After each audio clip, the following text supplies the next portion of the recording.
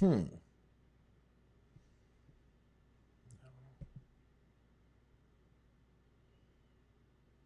All right, welcome, ladies and gentlemen, to another open office hours for a live stream tonight. This is our day three in my class for doing the distance learning, something that we already do in my class. If you've kind of been following along with me, something that my students are fairly familiar with, but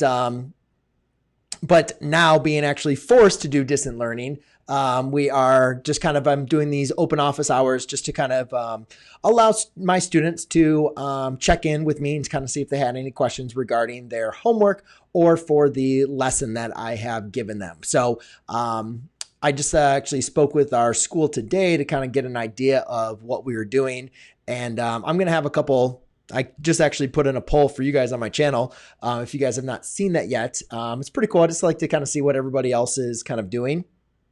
I try to follow along with, some teacher groups and stuff like that, and seeing how they're implementing distance learning and videos and worksheets as well as grades. But yeah, it's just kind of see what everybody else is doing, and then our kind of big questions in our class, or at least in my class, is finishing off the third quarter because we still had like 2 more weeks left into our third quarter. And I had a lot of students that finished the test like they were supposed to, but some students were out, some people were absent. So I have a lot of students that need to either make up that test or, they were supposed to take it after the break. And so I'm not really sure how we're going to be able to tackle all that. So I've been answering quite a bit of questions here from there. And but for at least my students. But now we are, anyways, I was talking to my admin though, and kind of the reason why I created the title that I did is because one of the things he was talking about, we have no more state testing. So everything that we're basically teaching now is for the fact of teaching, for learning. And I just kind of like laughed. I was like, wow, that's actually the way that teaching is supposed to be. Like, it's kind of amazing. So I only have 2 more chapters left because typically I finish my curriculum with a little bit more time to be able to do, review and stuff like that. So kind of one of the unfortunate byproducts is all of this is we're so used to testing and like getting test reviews and like getting students prepared for all that kind of stuff. Without a test and without this time, I got to start thinking about, what am I going to do? Well, at least thankfully I've taught pre-calculus, long enough that I do have a couple extra, lessons. One thing we used to do was sequences and series. We also used to do a lot of systems and matrices. So that is something I might bring back just to kind of provide like some additional lessons for the students. And then also, just to help prepare them if they're going into calculus or linear algebra and just some kind of like interesting things from there. So one of the things that I've always wanted to kind of create more videos on, I just really haven't had the time because once I kind of finish the curriculum that is designed for, my county, then obviously it gets into testing time and then it's the end of the year and voila. So, but it is kind of nice to be able to really like, hey, just teach the students. That's all we want you to do is teach them. And the nice thing too is I have no idea how grades are going to work either. Like, I mean, yes, I mean, most of my students, I believe, don't, have access to actually, they have to have access to internet in my class because all of my videos and homework are on my website. But it's going to be interesting, holding them accountable for their grades and everything like that. But for me, it's just like, that's just a good weight to be taken off. Like, let's just focus on, learning and understanding the material and getting curious and just doing the work that we need to do. So either way, I think that's kind of an interesting take on things. Really, it's taken us to go through this distant learning, but to actually finally we get to kind of teach the way it used to. Because I remember when I first became a teacher, I wasn't worried about my evaluation, as a teacher. I'm still not really worried about my evaluation because I know I'm going to do the best job I can do inside the classroom, and everything else is going to take care of itself. But in the same respect, though, there's a lot more pressure now, on my students and as well as on me, for my students to do well. And because now, if I'm looked at as a teacher, if I'm effective or not effective teacher, not so much as far as, how they see me and, when they show up for an observation, but based on those test scores. And they get those test scores that gives, that makes them think of me in a certain way. And then when they walk into my classroom now, they're viewing everything that I do within a given lens based on those test results. And I think as far as humans, I mean, that's just a reality, of it. So it's kind of nice, at least at this point, like I'm not worried about test results. I'm not worried about my evaluation. I am just worried about teaching and having my students have fun and learning about mathematics and being curious. And the great thing is that's what teaching and learning is all about. So just a quick little spiel for me. And as we get into there, and I have 2 questions that were submitted.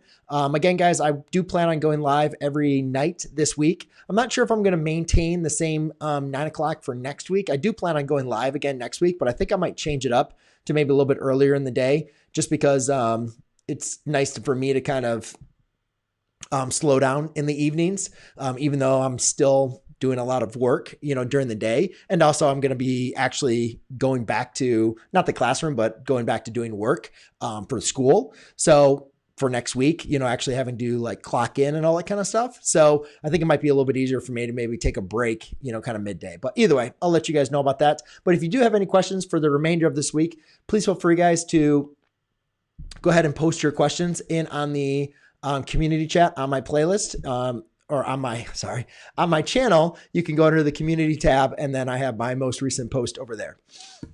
All right. So let's go and see. I see Addie, Sandus, Clasher God, Elvin, Tater Tots. Have you ever had a crush on a student? No, that's weird. Nature is awesome. Anthony Davis. Good to see you, Anthony. Mozart, Steve, Anna, thank you for videos. You are very welcome, Anna. Notorious Gamer, hello. Hi, how are you, Notorious Gamer? I like that name. That's pretty cool. All right. Well, if you guys do have any other questions, I do only have 2 questions. I do want to try to keep this down to 30 minutes. That will just make my life a little bit easier. Because whatever reason, I mean, I guess this is maybe like the dork in me. I'll go through a live stream, and then even if it's 45 minutes or to an hour, like I'm usually kind of exhausted, but I also have like a lot of adrenaline from going live, and it takes me like an extra hour to like slow down and calm down to be able to fall asleep. So I don't know. It's kind of one of those weird things, I guess. I'll just say the dork in me. That's fine. I'll accept it. But if you guys do have some questions, something that's not going to take too long and something that I quickly kind of have the way I want to explain or describe it, then I will be able to cover that. But up to this point, I just have a graphing exponential and graphing parallel lines. I'll also answer any other kind of just like general questions regarding really anything else, I guess, as far as in your math classes. What you guys are doing, what your how your teachers are handling it, how communication is kind of working. I will say the one downfall that I have in my classes is I don't really have an external communication. Like I can send them emails and I can make posts on my website.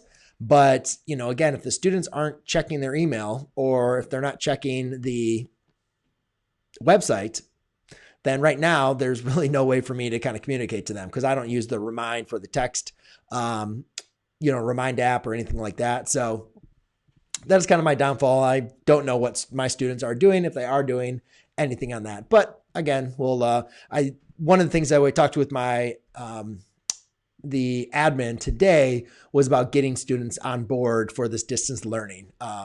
So therefore, getting that kind of communication all set up. All right, so let's see if there is any anything. Angular and linear velocity.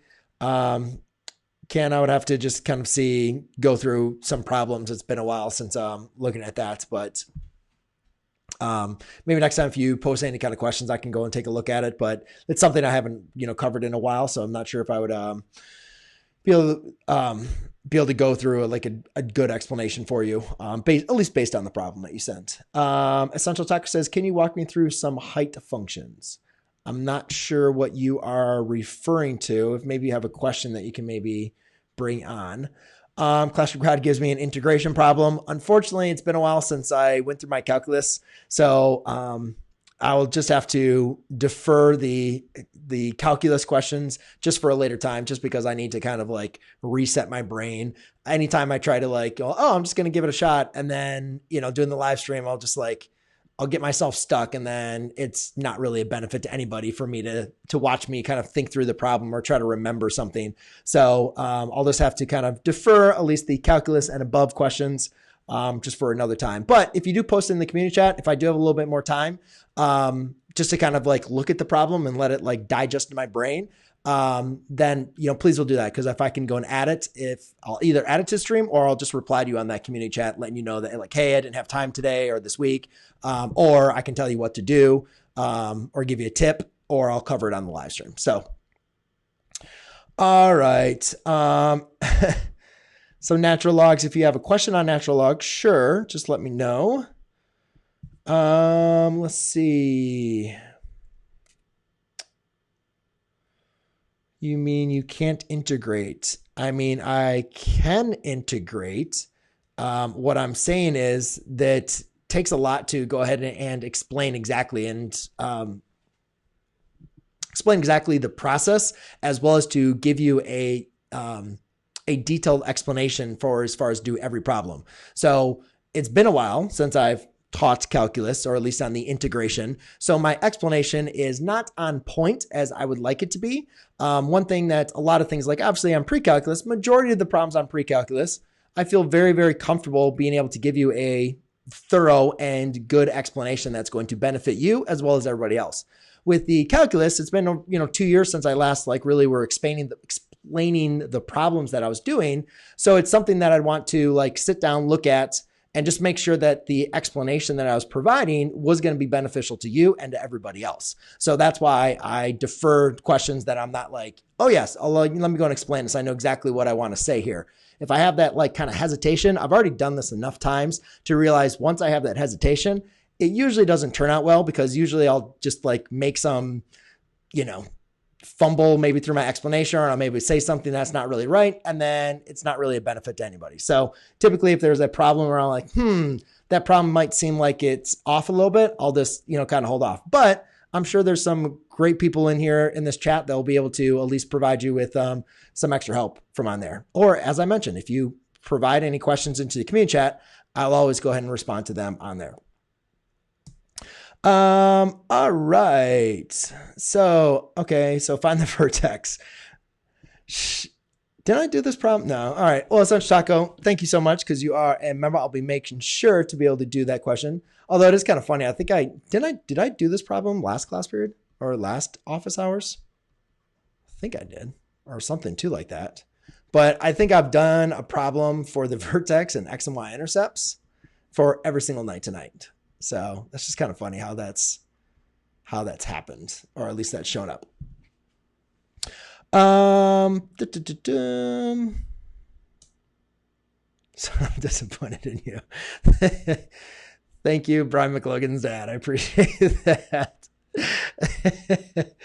You don't mind doing trigonometric word problems? I do mind trigonometric word problems. I don't really want to get into some problems that are just going to take me a while to kind of read. And then also kind of word problems, the more things you have to type and get into, there's just going to be the more elements for us to kind of get off and to be able to not interpret the question correctly. So in there. So I just basically just kind of do a rule. I don't want to do any word problems, and you don't want to do any word problems, right? That's why you probably want me to do the word problems. So to kind of make our lives both easier, let's just avoid doing the word problems from there. However, if you do send it over to me, as I always say, I always like to look at your guys' questions, and then maybe I can give you some tips from on there regarding on that.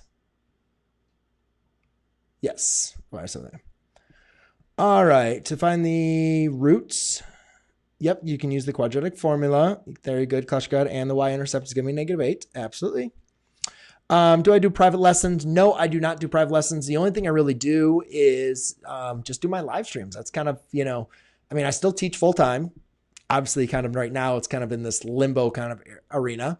But I do this full time. And then also I, create a lot of videos and do a lot of the external videos outside of school, planning a lot of my lessons, as well as the content that I'm creating and my worksheets for my classes. So really doing all of that work outside of the classroom, that's basically built up my, spent really all of my time focused on getting my class prepared for online education. I mean, all my tests, quizzes, homework, notes, Google Slides, everything is online. I create everything. I create all the answer keys. I record all the answer keys.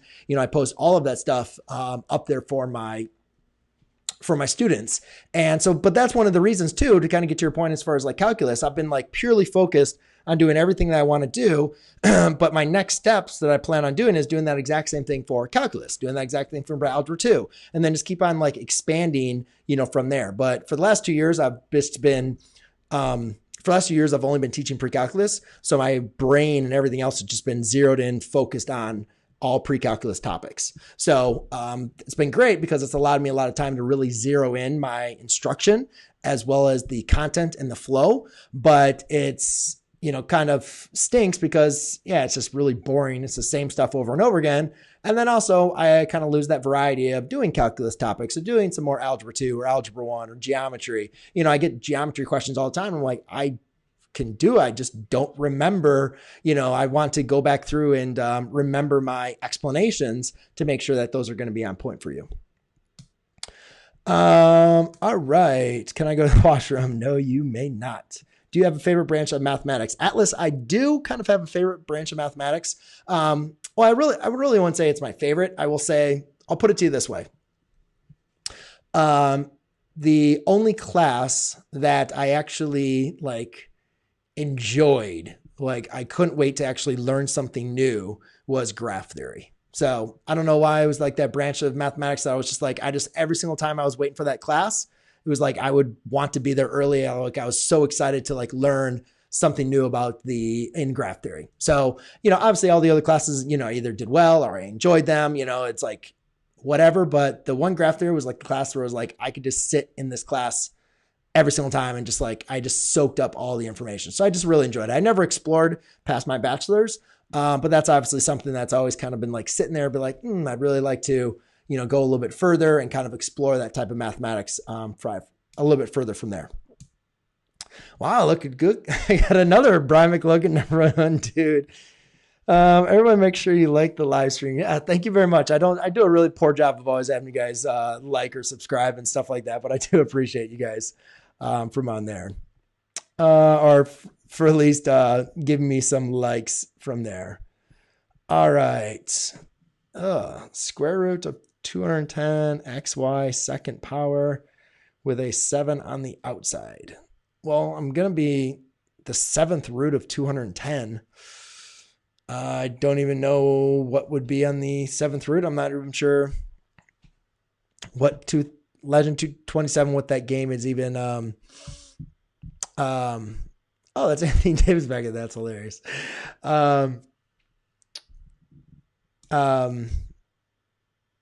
What was I thinking of? Oh, I'm not even sure what your problem, Legend 27, what that even would look like, or even if you could simplify that. All right. I do have, let me just go and see. I'll just see if I can pull up a couple more questions, and then I'll pull in from there. So let me see if I got, don't get that. I do calculus right now. I feel you. And cluster, I do have a whole bunch of calculus, problems. Are a lot of integration problems. I have a huge playlist of problems I covered in integration. I think over 100 of them.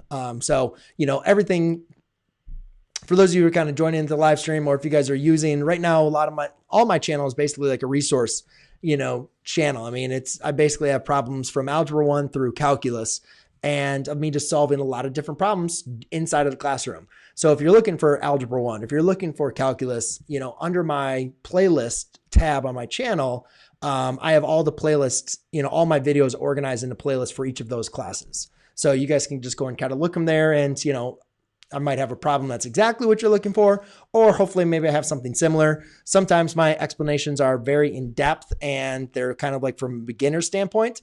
And then other times I'm just doing maybe a problem as a review for my students. So I kind of talk to them a little bit quicker and I don't go in depth. So unfortunately that doesn't work for everybody, because sometimes they want a good, an in-depth explanation. and I kind of skip steps. And then sometimes they just want like the process, and then I'm going to like way too deep, for them. But majority of the time, I think most of the videos work for majority of people. All right, let's go and see if there's just any other questions. I think that is good. Find the values of x when fx is greater than g of x. Fx equals 2 to the x. Have you ever stolen a student's lunch money? Tater Tots, you got some good questions. No, I don't think I've ever stolen a student's lunch money. I have had some money that's gone uncollected that nobody picked up or nobody collected that I held on to. And I do remember that. I think it was like a 20. I kept on reminding students, I'm like, somebody left something very important. And I kept on doing it for like, I think it was like a week. And I think it was, and then I like forgot about it. And then I was at the end of the thing. And I remember it was like at the end of the year or something like that. I'm like, oh, great. I'm like, hey, I'm rich. I'm like, found this money. And then finally came to me. I'm like, oh my God, it was the end of the year. Like after everybody had left, I was like, somebody lost some money and they never even like knew about it. It was probably like their lunch money. They probably went like hungry for a week. Horrible teacher I am. But I kept on reminding them. I remember saying like, I still remember this very vividly. I'm like, somebody lost something and then nobody spoke up. All right. I am working on Algebra 2. Cause obviously if I would have said somebody lost $20, pretty sure I probably would have had definitely some people looking for me. All right. Find the values of x when fx is greater than g of x. I don't really understand your question. AKA Anthony Davis. Sorry about that. Well, awesome, Clash Guy. Where are you from at 3:22 in the morning? That's awesome. I appreciate you joining me so late. But interested from hearing where you're from though as well. I'm working on Algebra 2, geometric sequence, ACE of 1. Yeah, so that's like sequence of series. I used to teach that in pre-calculus. So that's one thing that I might add into my curriculum this year because I think it's pretty fun to kind of review for students. But it's also something that I haven't like taught in a couple of years. So like my explanations are just not on point. So it's definitely something I'd want to, further kind of review. Is there a branch of mathematics? I got to get into these questions. Is there a branch of mathematics that you can't stand working with? I wouldn't really say there's a branch of mathematics. I really do not like physics. A lot of people are like, oh, you're math. Oh, you're good at math. You like doing math. I'm like, no, I actually don't really like doing a lot of math problems. Like physics and like the application. I am much more of a pure mathematics, kind of brain. So I like doing the proofs and the pure and like the reasoning and the understanding of mathematics. But as far as like the application of that kind of stuff, like in physics, I actually don't really enjoy that at all. So I thought originally maybe I would. And so I originally entered college as a math major with a physics minor. And I got rid of that very quickly. I was like, this is not me. And then, so I kind of tried to find another minor for a long, long time, kind of went around. Do you think that will happen to you? My college is closed until the fall, at least. Do you think? Yeah, I think so. I don't think we're going to go back. So I just don't think it's going to make any sense. I mean, we may do something as far as that fourth period. I mean, obviously we have no idea what's the future is going to hold with the virus and all that kind of stuff. But just assuming, it's going to hold true with all these projections and stuff like that, I think it's just going to be very, very difficult for us to be able to get back into the end of school from on there. Like I don't know. It's crazy. It really is. Like when you kind of like step back and just like think about it, it just doesn't seem right. So either way, guys, I have 5 minutes left. And so I want to go ahead and get into these last 3 questions. And if you do have another question, feel free to post in the chat. I'm not going to be able to get to it tonight. But I can say happy birthday to Nick Gurr. I'm very happy that you are a fan of my math channel. So very happy birthday to you. And I will get through these 3 questions. And Nick, if you do have a question, you can always post it on the community chat. I also have a new poll and I have a couple other poll questions that I'm going to be asking you guys. So keep a look on those. And I always do appreciate your responses as well as your likes for this live stream. So there you go. Look at it. I just went ahead and did a plug. I never give a plug for giving a like on the live stream, but I do appreciate you guys, everything you guys do showing up. But I will be live again tomorrow night at 9 p.m. and Friday, depending on wherever you guys are at. I'll be going live at 9 p.m. That's what I at least said I was going to do this week, and I think maybe for next week, maybe I'll change it. We'll see. All right, so this one says graph y equals -4, 3 to the x using a table of values. So just remember, guys, when you're, we can just write it like this. Remember, any function can be written using a table of values. Now, I'm just going to make this like just a very simple table of values because I already know what the graph looks like. All right. Y equals, it doesn't matter what the base is. Let's just call this b to the x. This graph takes on this shape. Okay. So obviously the larger b is, like the faster that's going to increase, and the smaller b is like the slower that's going to increase. Whereas even if it's actually less than 1, it's actually going the opposite direction. So then I just got to think, well, what happens when I multiply by a number on the outside? Well, that's going to vertically stretch or compress the graph. As well as if it's negative, that's going to vertically reflect the graph, meaning it's going to reflect it about the y-axis.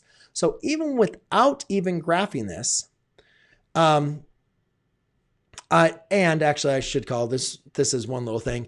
I know this graph is going to be actually facing down. So it's going to be reflected about the y-axis, and it's going to be vertically stretched. So it's actually going to look something like this. Now, it doesn't have the same y-intercept as the reflection, because this -4 actually changed that y-intercept, which we'll kind of see in there. But all you're going to do when doing a table of values is you're going to do -4 times 3 to the -2nd.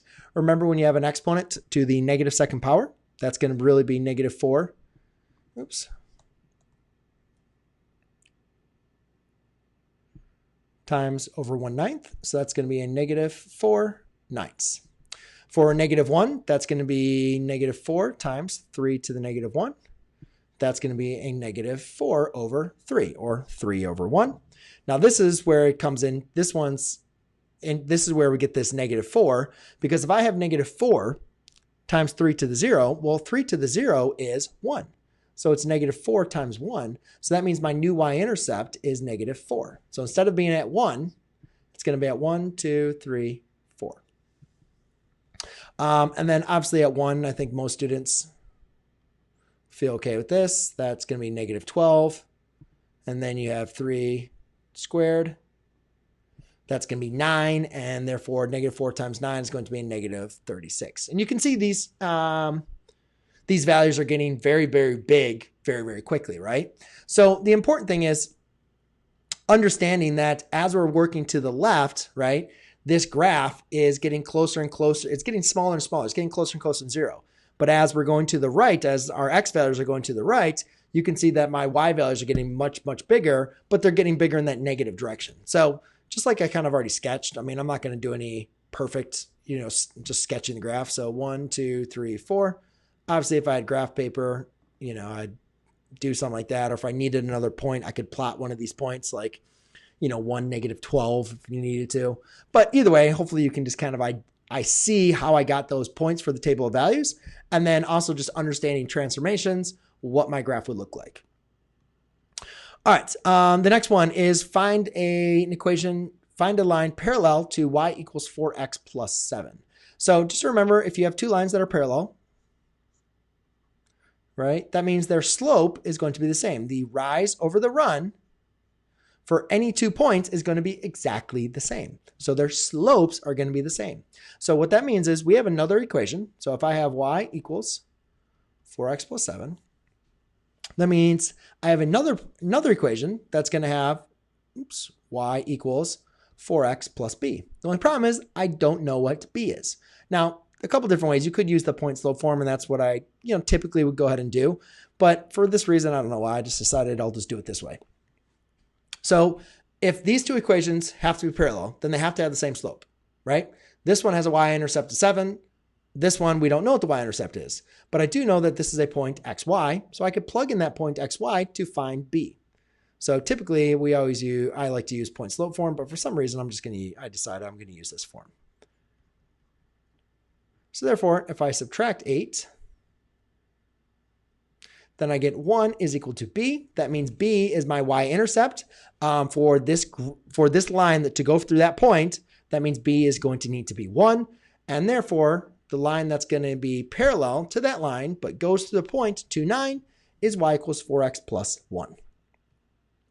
All right, last but not least, I actually did a video of more completing the square problem. So if you guys do need more completing the square problems, why does everybody show up at the end and answer their questions? I'm sorry, guys, I'm not going to be able to get to any more questions after this one. But if you do have questions, I will be going live tomorrow night, 9 p.m. Eastern Standard Time. I do have a post on my community chat in my channel. Feel free to post your question there, and I'll see what I can do about adding it to the live stream tomorrow night. All right, so in this example, I have fx equals x squared plus 2x minus 8, and we want to find the vertex, the x and the y intercepts. So to find the vertex, you could do a couple things. We could find the axis symmetry and then plug that value in. Because remember, like, I don't know what this point is. Actually, we could always, this is factorable. It is, yeah, 4, -8, so -4, 2.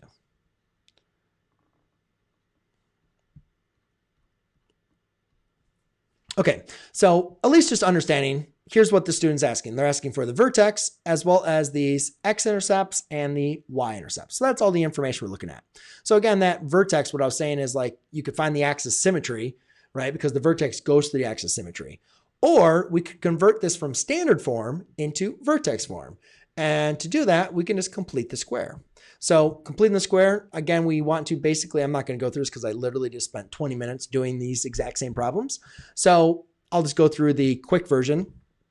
Take the middle term b, divide it by 2, and square it. So x squared plus 2x plus 4, that creates my perfect square trinomial.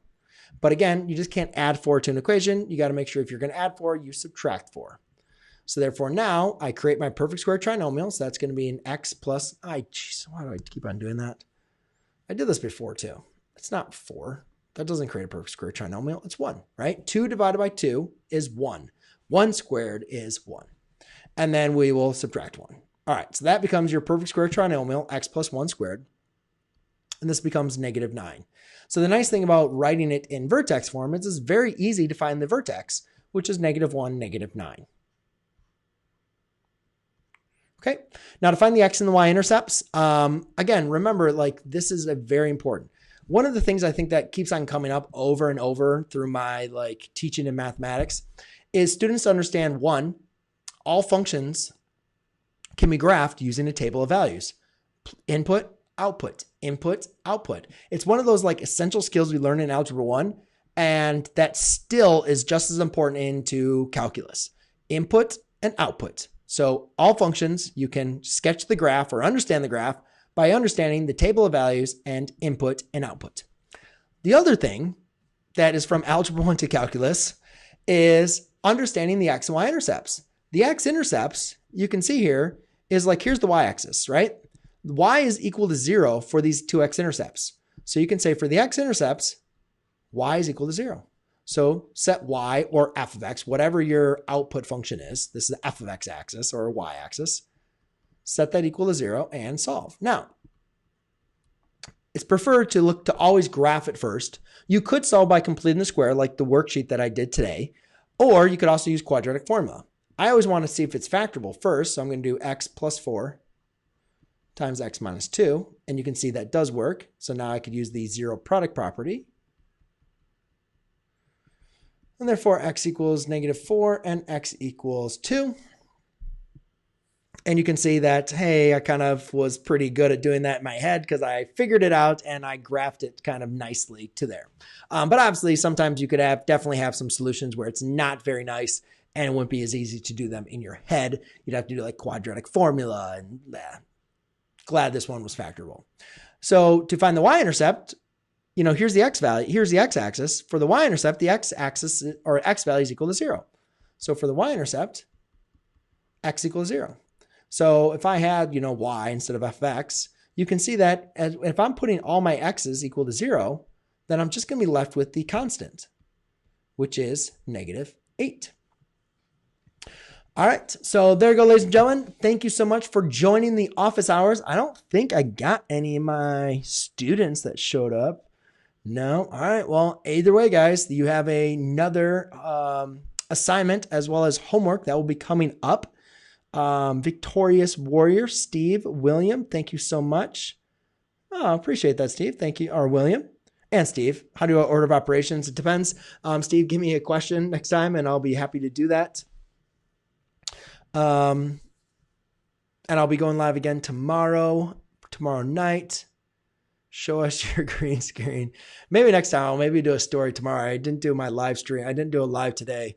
But maybe I'll go ahead and do a story tomorrow and you guys can see my stream from on there. It's okay, Bob. Don't worry. Not every problem is meant for every single person on there. But I'll get to some of your guys' questions. I do see some of these old ones. Hopefully you guys are helping each other out, which it looks like you are, which is very awesome. I really do appreciate that. Thank you so much, guys. But all right, I'm not the best at math. That is absolutely crazy talk. But I am happy that I have done so many problems that it is a lot easier for me to explain some of the problems since I have done them over and over again. So you guys can benefit from my life of being a math teacher and doing math over and over and over, and then going home and then going live and doing math over and over and over. But I do appreciate it, guys. Thank you so much for joining the live stream, and I will see you guys on the next one. I will be live again tomorrow night, as well as every night this week, and especially my open Q&A on Sunday. So, all right, guys, have a good night. I will see you then.